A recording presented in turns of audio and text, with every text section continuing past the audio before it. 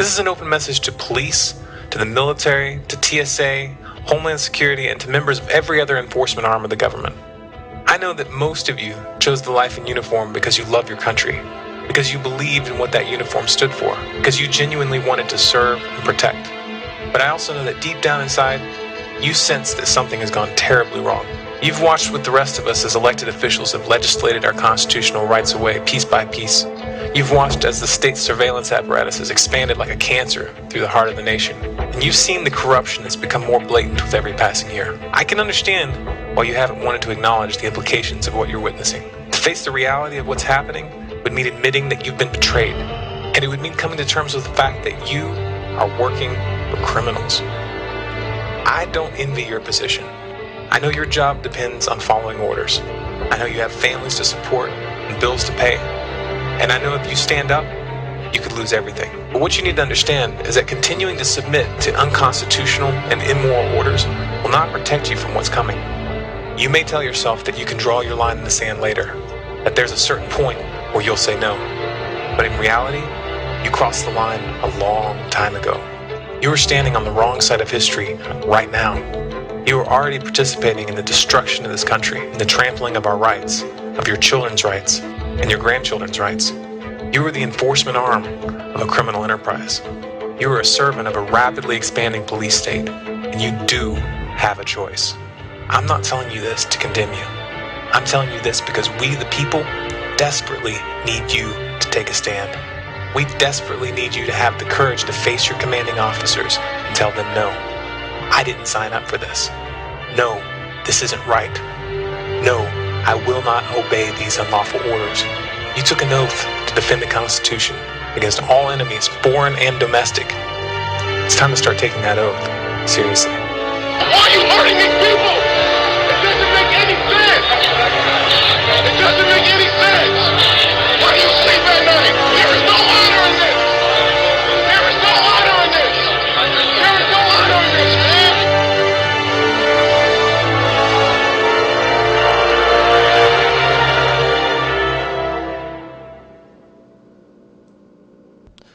Good day, everyone. Welcome to Global Government News. Today is Monday, December 5th, 2011. I'm Darko. My website's ggnonline.com, and my YouTube page or channel is ddarko2012.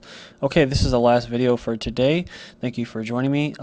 This first article we have up is Border Deal Fuels Concerns in Canada, talking about armed U.S. police officers will for the first time be allowed to operate in Canada along with the RCMP. I guess that's the Royal Canadian Mounted Police, as part of a far-reaching change in Canadian-American border operations, and it's to be unveiled next week. Well, it already has, by Prime Minister Stephen Harper and President Harrison Brunel. So there you go. And the Joint Action Plan will be announced at the White House, and will also break new ground by introducing exit entry records that will track the movements of everyone who leaves the United States or Canada, with the information available to authorities in both countries. And you have what in Mexico you have actually, it was reported, and pictures were even taken, of Mexican police or troops. I can't remember if it's troops or police, but either way, Mexican authorities pulling over American citizens and conducting searches of their vehicles. So this is happening on both borders. There's drones in both borders as well, and this is what the North American Union is all about. Moving on next, we have the Pentagon is offering free military hardware to every police department in the United States. We've known about the growing police state, and it's usually attributed to the well, it was the war on drugs initially, to that militarized most local police forces. Now you have the war on terror, which basically just allows federal dollars to literally rain out of the sky. Like I said before, if you say certain buzzwords like national security, terrorism prevention, any of those words will usually follow with just thousands of millions of dollars coming to you to invest in surveillance cameras and what I like to call the Batmobile. Most small cities, 30,000 people, whatever less, they'll have Batmobiles. You'll see them, and they'll be souped up, and that's, that's where most of your tax dollars go towards. It says here, U.S. military has some of the most advanced killing equipment in the world. that it allows it to invade almost wherever it likes at will. But it goes on here, it says Benjamin Carlson at the Daily reports on a little-known endeavor called the 1033 program that gave more than $500 million in military gear to U.S. police in 2011 alone. It was passed by Congress in 1997 to help law enforcement fight terrorism, there you go, and drugs. But despite a 40-year low in violent crime, police are snapping up hardware like never before. While this year's staggering tops the charts, next year orders are up 400% over the same period. It says here, kind of going off what I just said, this upswing coincides with the increasingly military-like style of law enforcement most recently seen in the Occupy Street crackdowns. That's right.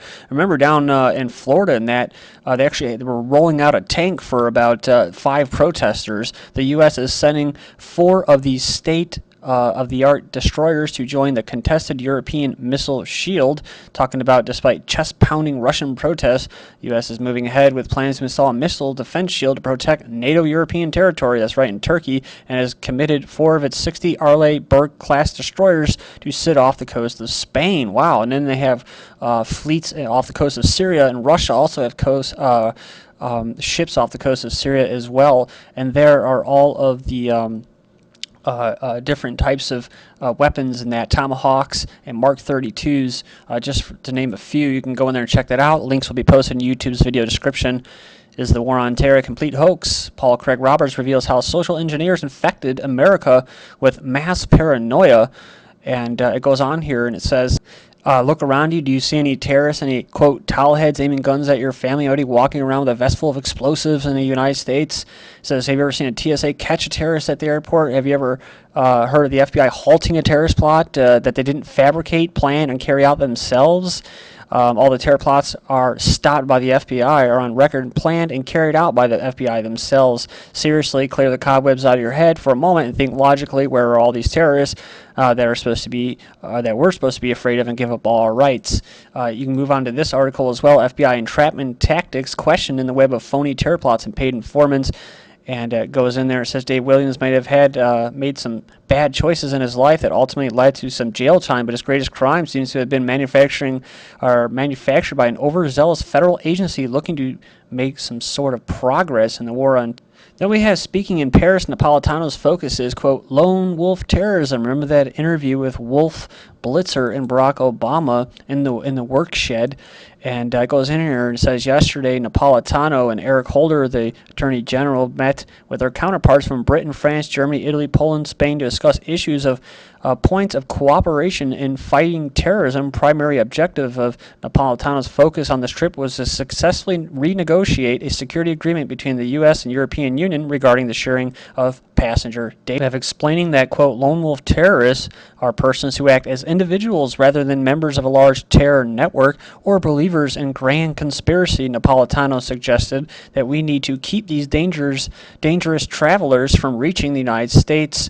She went on to urge her European partners to finalize a deal sharing passenger data. And check this out. I just found this out. It says this becomes all more critical for the city of Chicago, or the state of Chicago, the mega city, right?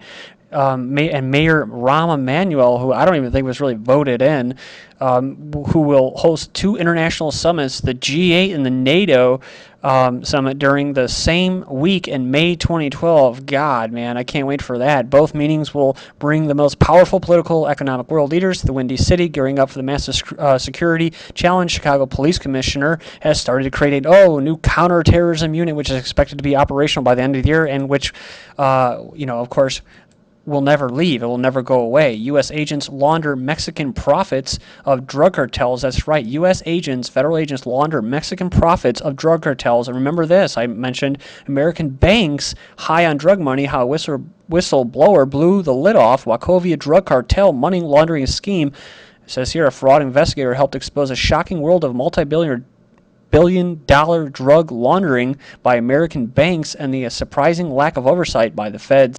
Then there's the Harrison Brunel administration or regime seals records of murdered Border Patrol agent implicated in Fast and Furious. That's right, Obama regime has abruptly sealed court records containing alarming details of how Mexican drug smugglers murdered a U.S. Border Patrol agent with a gun connected to the failed federal experiment that allowed firearms to be smuggled into Mexico, followed by Justice withdraws inaccurate Fast and Furious letter it sent to Congress. So under fire for losing track of weapons, it says here that the Justice Department has taken an extraordinary step of formally withdrawing an inaccurate letter about the episode that it sent to Congress earlier this year. Then moving on here, I got a lot to get to. Occupy Portland. Protesters march against National Defense Spending Bill.